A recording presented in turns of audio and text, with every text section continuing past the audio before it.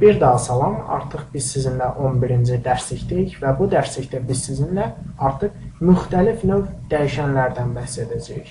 Və müxtəlif növ dəyişənlər dedikdə, əslində biz dəyişən olan bilik anlayışımızdan yararlanaraqdan bəzi prinsipallıq cəhətinə xas edilmiş və tərəf kimi götürülmüş fərdi bölünüm işləmləmələrindən olan prosedurundan açıqlayacağım sizlərə və göstərəcəyəm.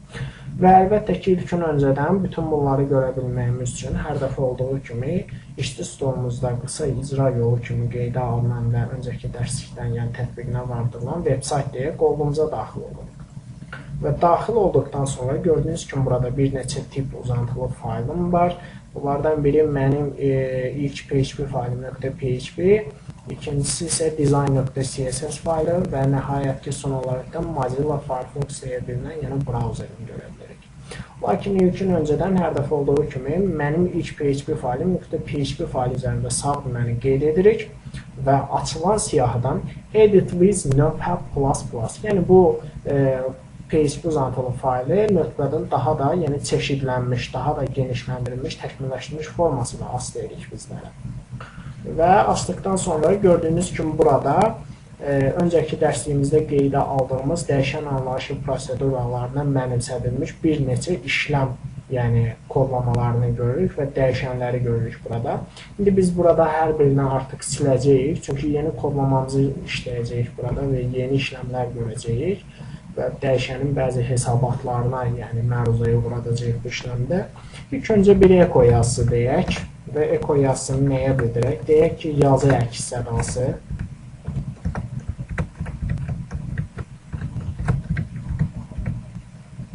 deyə bildirək və tətbiqinə vardıraq. Bundan əlavə, yəni tərkibində BR deyə qeyd edirik, yəni sütunumuza düşsün alt bölgülülüyünə.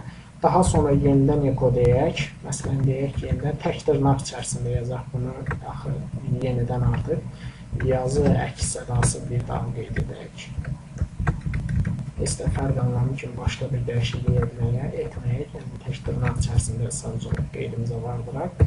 Və yəni ekolarımızı artıq bildirdikdən sonra burada dəyişiklik anlamı kimi bir başqa sözdə yazaq. Məsələn, yenidən deyək burada və bu cür formada yəni bildirək. Artıq üçüncü sütunumuz olan xəttimizdə dəyişən əlavə edək və dəyişənin mənim dəyişənim deyə ad bütövlüyündən mənimsədilək. Mənim dəyişənim daha sonradan bərabər olan sətir tipli olan qiymətini isə yazı dəyişəni deyə ad bölgülüyündən mənimsədək. Deyə bildirdikdən sonra və nöqtəli vergül və əməliyyatın prosesin başa çatmış, yəni uğramış formasını bildiririk. Daha sonradan biz eko deyirik. Eko əks sədamızı nəyə bildiririk? Mənim dəyişənim adlı dəyişən yazısı adına əlbəttə ki, xarakterizə edirik. Dəyişənim deyə bölgülədikdən sonra əlbəttə ki, nöqtəli vergülü unutmayırıq burada və bu cür tətbiqinə vardırırıq. Daha sonradan yenə də eko deyək, məsələn, biz nə qeyd edək burada, artıq fikirləşək. Məsələn, yenidən bir BR deyə qeyd edək burada. Düşək aşağı və ondan sonra biz yeni dəyişən adına bildirəcəyik burada. Artıq dəyişənin yeni növü. İlk öncə əks sədamızı bildirək. Daha sonra dəyişənimizin ad bütövlülüyünü, yəni mənim dəyişənim adlı yazı bütövlülüyünü dəyişənim deyək, gördüyünüz kimi. Daha sonra ayrıcı təbəqə, artıq biz ayrıcı təbəqənin də, yəni öncəki dərslərdən artıq nə olduğunu bilirik. Daha sonra yenidən deyə yazısını qeyd edirik. Nümunəmizə və sintaksimizə, yəni tam olaraqdan bildirək. Burada biz nə bildirdik artıq? Yeni olan bu sözlük olan bütövlülüyümüzlə, məna dəyişənimizlə əks sədamızın bir dəyişən adına eyni zamanda da ayrıcı təbəqə ilə dəyişəni əks səda etdikdən sonra kodlamamızı, yəni dəyişən adı olan bölünümümüzü, bundan sonra isə ayrıcı təbəqə ilə dəyişənin qiymətini olacaqsa ilk öncə onu əks səda edəcək eko əmrimiz. Daha sonra ayrıcı təbəqə ilə qeydə alınmış dırnaq içərisində olan yazı tipli, sətir tipli olan bölgülüklü yazı xarakteristikanı, yəni ekrana eyni zamanda onunla bərabər, yəni əksinə vardıracaqdır və bunu bildirəcəkdir, göstərəcəkdir.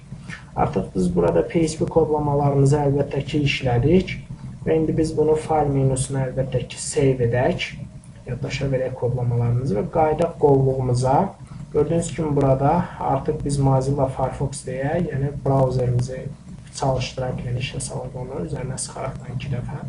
Ünvan sətrimizi seçək və HTTP, yəni Hypertext Transfer protokolu olan, yəni bu bölünmə müraciət edək, transformasiya protokolu, hipersənədlərin ötürülməsi protokolu. Buradan da alt sətirdə alt işarəsi, yəni alta doğru, yəni aşağıya doğru işarəsi vasitəsilə klaviaturanın üzərindən, yəni bu ünvan sətrini seçərəkdən artıq enter tuşunu, yəni sıxaq. Gördüyünüz kimi burada hər birini öz nizam, yəni xətt olan sütununda qeydə aldırmaqla yazı əks sədası yenidən, yazı dəyişəni yenidən deyə bölgülüklərə xarakterizə etdik və bunu yəni təşkilinə vardırdıq. Artıq biz qaydaq PHP kodlamamıza və PHP kodlamalarından kənar müdaxiləni qeyd edək. Yəni PHP-yə bir daha müraciət edib onu açaq və bağlayaq. Daha sonra biz PHP-yə artıq nə kodlamalarını bildirək burada. PHP-yə yeni kodlama kimi, əlbəttə ki, bu ara məqbərədə, yəni orta bölünümdə BR deyək, unutmayaq əlbəttə bu işləmi. Daha sonra yenidən echo deyək, yəni əks səda bölünümümüzü bildirək. Baxın, burada bir fərq bölünümü olacaqdır artıq. Fərq bölünümünü artıq 2 dırnaq içərisində yazacağım mən burada. Dəyişənim deyəcəm burada mən. Mənim dəyişənim.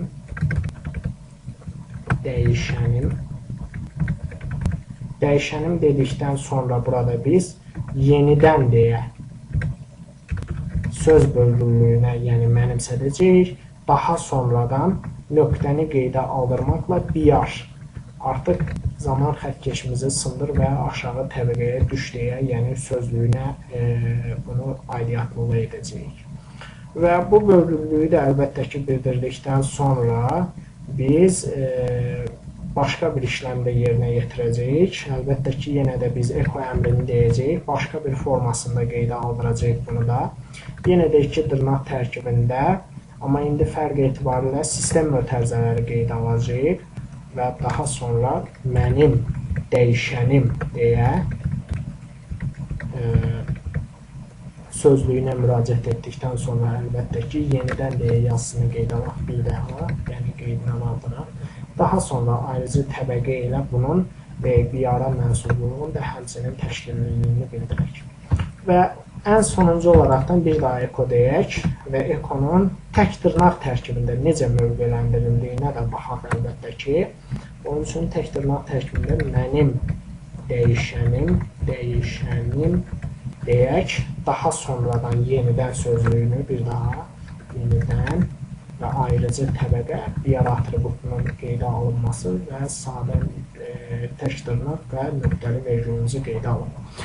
Bununla biz artıq bu bölünüm prosedurasını, yəni qeydinə vardırdıq və bildirdik və bunu bir sözlə bölgülədik və xarakterizə edilən tərəfə aidiyyətlılığını, yəni bildirdik bu işləmin. Və indi biz burada fayl menüsündən save edək, dəyişikliyimizi etdikdən sonra qayıdıb səhvəmizi yeniləyək. Baxın, burada bizdə 22-ci xəttdə əslində səhv olduğunu aşkarlayır. Hansı ki, bu səhv nəyə idi? 22-ci xəttdə qeydə alınan. Gördüyünüz kimi burada səhv aşkar olunur. Çünki mən burada dırnağımı burada bağlamışdım gördüyünüz kimi və PHP kodlamasına təsir etmişdim bu işləm.